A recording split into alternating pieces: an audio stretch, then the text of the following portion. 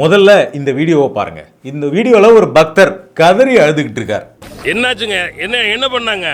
சாமி இடிச்சு நாங்களும் குழந்தை பிள்ளைய வளர்த்துற மாதிரி வளர்த்திட்டு இருந்தோம். என்ன பண்ண இப்படி பண்ணி போட்டாங்களே. எத்தனை சாமி உடைச்சிருக்காங்க? அவங்க உடைச்ச முருகர், விநாயகர், அம்மா, அம்பாளு, சிவனு, சரிங்க, விநாயகர் எல்லாம் உடைச்சு தள்ளிட்டாங்க. நாங்களே குழந்தை பிள்ளைய வளர்க்குற மாதிரி வளர்த்து வச்சிருந்தோம், சாமியை இடிச்சிட்டாங்க. எத்தனை சாமியை இடிச்சிருக்கிறாங்க அப்படின்னு கேக்குறாங்க. விநாயகர், முருகர், அம்பாளு, சிவன் எல்லாத்தையும் உடைச்சு தள்ளிட்டாங்க அப்படின்னு சொல்றாரு. இதை பார்க்கும்போது நீங்க ஒரு முருக பக்தரா இருந்தீங்க அப்படின்னா என்னடா இப்படி அநியாயம் பண்றாங்க அப்படின்னு சொல்லிட்டு ஒரு கோவம் உங்களுக்கு வரும். அப்படியே அடுத்த வீடியோ பாருங்க. எங்க இருக்காங்க?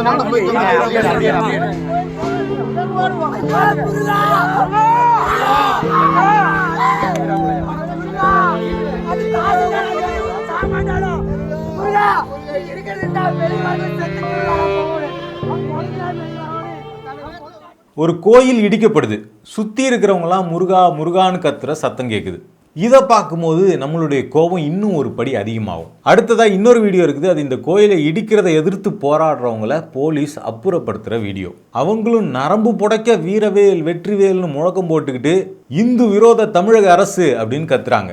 அரசியல்ல என்ன நடக்குது, நாட்டில் என்ன நடக்குது அப்படின்னு எதுவுமே தெரியாம இந்த வீடியோவை சாமானியரா பார்க்குற ஒருத்தருக்கு பார்த்தோம்னா தமிழ்நாட்டில் இந்துக்களுக்கு எதிராக ஏதோ சதி நடக்குதோ அப்படின்னு ஒரு ஒப்பீனியன் வர்றதுக்கு வாய்ப்பு உண்டு. ஸோ இப்போ நம்ம பார்த்ததெல்லாம் கோயிலை இடிக்கிற வீடியோ, இடிக்கும்போது அங்கே இருக்கிறவங்க கத்துற வீடியோ, இடிக்கிறத தடுக்கிறவங்கள போலீஸ் அப்புறப்படுத்துகிற வீடியோ. இதுக்குள்ள இருக்கிற விஷயம் மட்டும்தான் நமக்கு தெரியும். ஆனால் இதை இடிக்கிறதுக்கு முன்னாடியோ இடிச்சதுக்கு பின்னாடியோ அப்புறமோ என்ன நடந்தது அப்படின்னு மக்களுக்கு தெரியுமா? தெரியாது. அதே மாதிரி ஏன் இடிக்கிறாங்க அப்படிங்கிறதாவது தெரியுமா? அதுவும் தெரியாது. ஏன்னா இந்து முன்னணி பாஜக காரங்க போடுற கட் வீடியோஸ்லையோ ரீல்ஸ்லையோ அந்த கோயில் கொட்டாயை ஏன் அகற்றுறாங்க அப்படிங்கிறதுக்கான காரணமே இல்லை.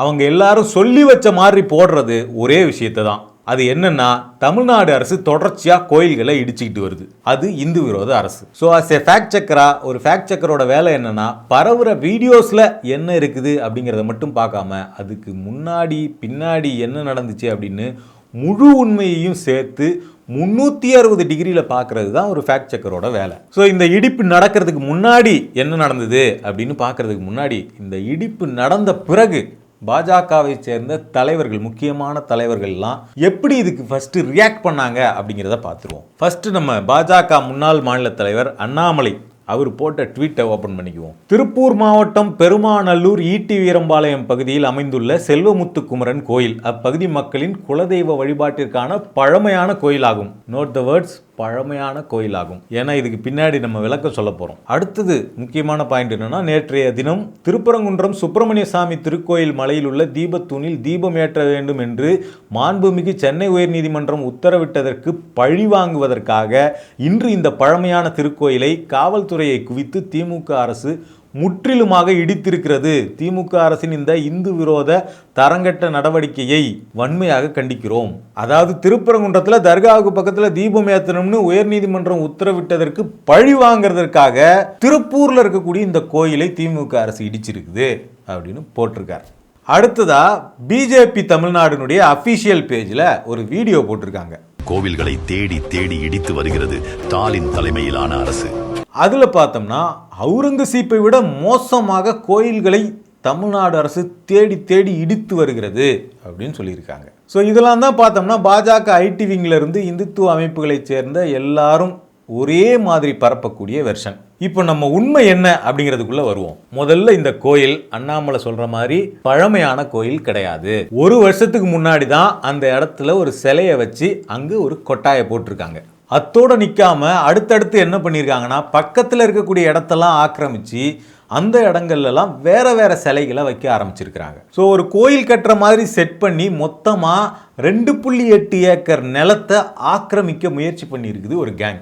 இடம் மொத்தமும் கவர்மெண்ட்டோட இடம். கவர்மெண்ட்டோட இடங்கிறது மட்டும் முக்கியமான விஷயம் கிடையாது. அதை தாண்டி இன்னொரு முக்கியமான விஷயம் இருக்குது. அது என்ன அப்படின்னா, 2024 ஜூன் மாதம் 28ஆம் தேதி அந்த இடத்த பார்த்தோம்னா அந்த பகுதியில் இருக்கக்கூடிய 1.15 ஹெக்டேர் நிலத்தை அகதி முகாம்களில் இருக்கக்கூடிய ஈழத்தமிழர்களுக்கு வீடு கட்டி கொடுக்கறதுக்காக அந்த நிலத்தை அயலக தமிழர் நலன் மற்றும் மறுவாழ்வுத்துறைக்கு மாற்றி மாவட்ட நிர்வாகம் உத்தரவிட்டிருக்கு. ஸோ இந்த டாக்குமெண்ட்டை தமிழ்நாடு அரசினுடைய தகவல் சரிபார்ப்பகம் வெளியிட்டிருக்காங்க. அது மட்டும் இல்லாமல் ஈழத்தமிழர்களுக்கு வீடு கட்டி கொடுக்கறதுக்காக அந்த நிலத்தை டிரான்ஸ்ஃபர் பண்ணப்போ பார்த்தோம்னா அந்த இடத்துல எந்த கோயிலும் இல்லை அப்படிங்கிறத டாக்குமெண்ட் பேசுது. ஸோ என்ன பண்ணியிருக்காங்க அப்படின்னா, இந்த இடத்த ஈழத்தமிழர் நலனுக்காக மாற்றினதுக்கு அப்புறம் அந்த இடத்துக்குள்ள ஒரு கேங் என்ன பண்ணியிருக்குன்னா ஒரு சிலையை கொண்டு வந்து வச்சு அதுக்கு பக்கத்தில் ஒரு கொட்டாயை போட்டு பூஜை பண்ண ஆரம்பிச்சிருக்காங்க. வாரிசில்லாத சொத்து ஆட்டையை போட்டலாம்னு நினைச்சனே, இப்படி அநியாயமா மண்ணள்ளி போட்டாங்களே. இந்த வடிவேல் காமெடி வரும்ல, ஆஹா வாரிசு இல்லாத சொத்து ஆட்டையை போட்டுடலான்னு பார்த்தா இப்படி வந்துட்டாங்களே கைப்புள்ள அப்படின்னு சொல்லிட்டு அந்த கணக்கா அந்த நிலத்தை ஆட்டையை போடணும்னு நினச்சவங்களுக்கு எதிராக ஒரு புகார் போய் அந்த புகார் பின்னாடி நீதிமன்றம் வரைக்கும் போய் நீதிமன்ற உத்தரவின் அடிப்படையில் அந்த இடம் அகற்றப்பட்டிருக்கு. ஸோ ஈழத்தமிழருக்காக ஒதுக்கப்பட்ட 2.5 ஏக்கர் நிலத்தை ஆட்டையை போடுறதுக்காக எவ்வளோ நேக்கா அந்த இடத்துல ஒரு சிலையை கொண்டு வந்து வச்சு அதுக்கு ஒரு கொட்டாயை போட்டு பக்கத்தில் வேறு சிலைகளை வச்சு 1 வருஷத்துக்கு முன்னாடியே வேலை பார்க்க ஆரம்பிச்சிருக்காங்க. இதை கண்டுபிடிச்சி ஆக்கிரமிப்புகளை அகற்றுனதுக்கு தான் இவ்வளோ நாடகம். நாம் முன்னாடி பார்த்த வீடியோக்கள் எல்லாமே இந்த நாடகத்தினுடைய ஸ்கிரிப்ட். இதைத்தான் பார்த்தோம்னா பழமையான கோயிலை இடிச்சிட்டாங்க அப்படின்னு அண்ணாமலை போயே பரப்பிட்டு இருக்கார். இதுக்கு நம்ம கிட்ட பழைய போட்டோ ஆதாரங்கள்லாம் கூட இருக்குது. வெறும் கொட்டா 1 வருஷத்துக்கு முன்னாடி போட்டுட்டு பழமையான கோயில் 300 வருஷம் பழமையான கோயில், இந்த கோயிலுக்கும் இன்னொரு கோயிலுக்கும் தொடர்பு இருக்குது அப்படின்லாம் அண்ணாமலையும் பாஜகவினரும் பரப்பிட்டு இருக்காங்க. அடுத்தது இந்த விஷயத்தில் முக்கியமாக பார்த்தோம்னா பொறுப்பு இல்லாமல் செய்தி வெளியிடுற ஊடகங்கள். தினமணி, தினமலர்னு பல செய்தி ஊடகங்களை எடுத்துக்கிட்டோம்னா குமரன் குன்று கோயிலை அரசாங்கம் இடித்தது அப்படின்னு செய்தியை பரப்பிட்டு இருக்காங்க. ஆனால் உண்மை என்னன்னா, அகற்றப்பட்ட அந்த கோயிலுக்கும் குமரன் குன்று கோயிலுக்கும் எந்த சம்பந்தமுமே கிடையாது. குமரன் குன்று கோயில் அப்படிங்கிறது இந்த ஆக்கிரமிப்பு இடம் இருக்குது இல்ல, இந்த இடத்துல இருந்து பல கிலோமீட்டர் தூரம் தள்ளி இருக்கக்கூடிய ஒரு பழமையான கோயில். அதுக்கு பேர் கல்யாண சுப்பிரமணிய சாமி கோயில். அதுதான் ஒரிஜினல் குமரன் குன்று கோயில். அந்த பேருக்கு ஏற்ற மாதிரியே பார்த்தோம்னா அந்த கோயில் ஒரு குன்றுக்கு மேலே இருக்குது. இப்போ நீங்கள் பார்க்குறீங்களே இந்த ஃபோட்டோ தான் குமரன் குன்று ஒரிஜினல் கோயில், கல்யாண சுப்பிரமணிய சாமி கோயிலினுடைய என்ட்ரன்ஸ் ஃபோட்டோ. இதான் தெளிவாக போட்டிருக்கு பாருங்க, குமரன் குன்று அப்படின்னு போட்டு. ஆனால் இந்த பக்கம் இந்த அகற்றப்பட்ட கோயில் இருக்கு இல்லைங்களா, இந்த கோயில் எந்த குன்றின் மேலேயும் கிடையாது. அந்த கோயில் இருக்கிற ஊரோட பேரும் குமரன் குன்று கிடையாது. இப்போ நம்ம கூகுள் மேப்பை ஓப்பன் பண்ணிக்குவோம். அதில் குமரன் குன்று அப்படின்னு சர்ச் பண்ணுவோம். இப்போ இந்த பகுதி ஓப்பன் ஆகுது இல்லைங்களா. இப்போ இந்த பகுதி இந்த ஆக்கிரமிப்பு இருக்கக்கூடிய ஈட்டி வீரம்பாளையம் கிராமம் அந்த இடத்துல இருந்து எவ்வளோ தூரத்தில் இருக்குது அப்படின்னு சர்ச் பண்ணுவோம். இந்த ரிசல்ட்டை பார்த்தீங்கன்னா கிட்டத்தட்ட 40 கிலோமீட்டருக்கு மேலே இருக்குது. இப்போ குமரன் குன்று டெம்பிள்னே சர்ச் பண்ணுவோம். டெம்பிள்னு சர்ச் பண்ணால் என்ன வருதுன்னு பாருங்கள். கரெக்டாக கல்யாண சுப்பிரமணிய சாமி டெம்பிள் வருது. இதுதான் பழமையான கோயில், பிரபலமான கோயில். இந்த பிரபலமான கோயிலுடைய பேரை எடுத்து ஆக்கிரமிக்கப்பட்ட நிலத்தில் கட்டின கோயிலுக்கு முன்னாடி குமரன் குன்று அப்படிங்கிற பேரை சேர்த்துருக்காங்க இந்த ஆக்கிரமிப்பு கேங். ஒரு பிரபலமான கோயிலுடைய அடையாளத்தை எடுத்து அதோட கிளை தான் இது அப்படின்னு சொல்கிற தந்திரம். ஆனால் அதுக்கு இதுக்கும் சம்மந்தமே இல்லை. எப்படி இங்கே திருநெல்வேலி அல்வா ஃபேமஸ்ன்னொடனே ஊர் முழுக்க சென்னைக்கு வந்தால் கூட எல்லா இடத்துலையும் திருநெல்வேலி அல்வான்னு இருந்தாலே திருநெல்வேலி அல்வான்னு போர்டு வச்சுருப்பாங்க. ஏதோ ஒரிஜினலாக திருநெல்வேலி அல்வா கடையிலேருந்தே வாங்கிட்டு வந்த மாதிரி அந்த மாதிரி ஒரு டெக்னிக் தான் இது. ஸோ அகற்றப்பட்டது குமரன் குன்று கோயில் கிடையாது. குமரன் குன்று கோயில் அகற்றப்பட்டதுன்னு நீங்கள் நியூஸ் போட்டிங்கன்னா அது கல்யாண சுப்பிரமணிய சாமி கோயில் அகற்றப்பட்டுடுச்சுன்னு தான் மக்களால் புரிந்து கொள்ளப்படும். ஸோ தயவு செஞ்சு மக்களை மிஸ்லீட் பண்ணாதீங்க. ஸோ இவ்வளோ நேரம் நம்ம பார்த்தது தான் நீங்கள் ஆரம்பத்தில் பார்த்த வீடியோவினுடைய உண்மையான முழுமையான வெர்ஷன். ஆனால் இதை காட்டி தான் என்ன பண்ணுறாங்கன்னா இந்துக்களுக்கு எதிராக சதி நடக்குது அப்படின்னு பரப்புகிறாங்க. அதே மாதிரி இன்னொரு பக்கம் பார்த்தோம்னா இந்த கோயில் இடிக்கிறத தடுக்க போன இந்து முன்னணி மாநில தலைவர் காடேஸ்வரா சுப்பிரமணியம் போலீசாரால் தாக்கப்பட்டார் அப்படின்னு ஒரு செய்தியை பரப்பி விட்டு அங்கங்கே போராட்டங்களை வேற தூண்டிட்டு இருக்காங்க. இப்போ அவங்களே ஒரு வீடியோ போட்டிருக்காங்க. அந்த வீடியோவை நல்லா பாருங்க. அங்கே ஆக்கிரமிப்பு அகற்றதை தடுக்கிறதுக்காக காடேஸ்வரா அங்கே வரார். போலீஸ் சுற்றி இருக்கிறாங்க. அவங்க கையில் எந்த ஆயுதமும் கிடையாது. அப்போ காவல்துறை அவரை போக வேணாம் அப்படின்னு சொல்கிறாங்க. அவர் என்ன பண்ணுறாருன்னா அத்து மீறி உள்ளே போகிறாரு. அப்பயும் காவல்துறை என்ன பண்ணுறாங்கன்னா அவருக்கு சுற்றி பாதுகாப்பு கொடுத்ததோட அவர் உள்ளே போகிறத தடுக்கிறதுக்கு தான் முயற்சி பண்ணுறாங்க. அவங்க தாக்குறதையோ இல்லை அடிக்கிறதையோ இல்லை வேற ஏதோ ஒன்று தள்ள முயற்சி பண்ணுறதையோ நம்ம அந்த வீடியோவில் பார்க்கவே முடியல. நீங்களே பாருங்கள். ஆனால் இங்கே காடேஸ்வரா சுப்பிரமணியம் தான் என்ன பண்ணுறாருன்னா போலீஸை தள்ளி விட்டுட்டு உள்ளே போக முயற்சி பண்ணுறார்.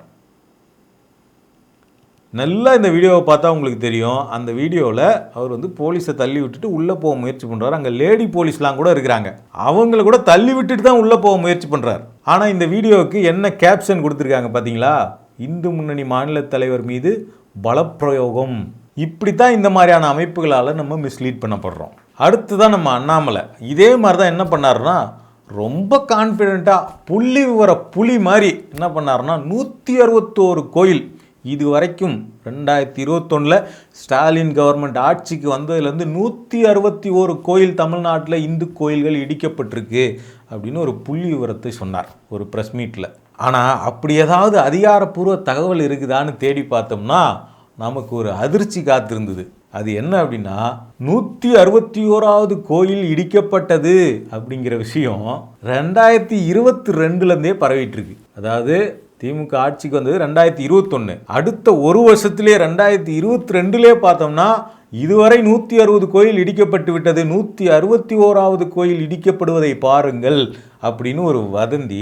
எந்த லிஸ்ட்டுமே இல்லை, இடிக்கப்பட்ட 160 கோயிலை பற்றின எந்த லிஸ்ட்டுமே இல்லாமல் ஒரு வதந்தி 161வது கோயில் இடிக்கப்படுது அப்படிங்கிற வதந்தி 2022லேருந்து பரப்பப்படுது. அடுத்த 3 வருஷத்துக்கு கவுண்டெல்லாம் சேர்க்கலை போல் அந்த வதந்தியில். அந்த பழைய தகவலும் நம்ம அண்ணாமலை சொல்லக்கூடிய 161 ஒத்து போகுது. சரி, அண்ணாமலையாவது அந்த 161 கோயிலோட பேரை வெளியிட்டாரான்னு கேட்டால் இல்லை. ஸோ இப்படி பல வகைகளில் தொடர்ச்சியாக கோயில்களை பயன்படுத்தி கடவுள்களை பயன்படுத்தி தமிழ்நாடு மிஸ்லீட் செய்யப்பட்டு கொண்டிருக்கிறது இந்த மாதிரியான இந்துத்துவ அமைப்புகளால். இப்படி தான் பார்த்தோம்னா திருவள்ளூர் மாவட்டத்தில் இருக்கக்கூடிய ஒரு கோயில் இடிக்கிற வீடியோ ஒன்று போட்டு கோயிலை இடிக்கிறாங்கன்னு சோக மியூசிக்லாம் போட்டு ஒரு வீடியோவை பரப்புனாங்க. இந்த அரசு இனிமேலும் இருக்கக்கூடாது, இந்துக்களின் சாபம் பழிக்கட்டும், இந்து விரோத திமுகவை ஒழித்து கட்டுவோம் அப்படின்லாம் ஒரு வீடியோவை பரப்புனாங்க. உண்மை என்ன அப்படின்னு தேடி பார்த்தோம்னா அந்த கோயில் வந்து நெடுஞ்சாலை விரிவாக்கம் ஹைவேஸை வந்து எக்ஸ்டெண்ட் பண்ணுறதுக்காக அந்த கோயிலினுடைய முன்னாடி இருக்கக்கூடிய மண்டபத்தை மட்டும் இடிச்சிருக்கிறாங்க. இதை இடித்தது யாருன்னா national highway authority of India. Tamil Nadu அரசுக்கும் அந்த இடிப்புக்கும் சம்மந்தமே இல்லை.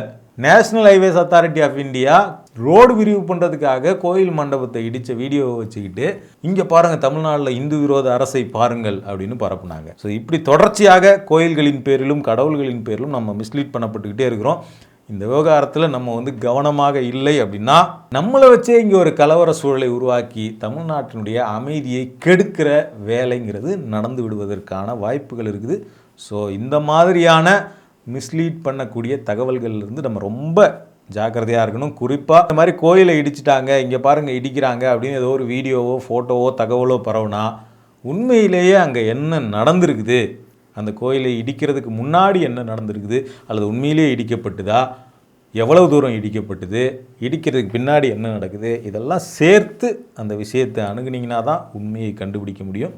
ஸோ அதுதான் யூட்டனுடைய வேலையும் கூட.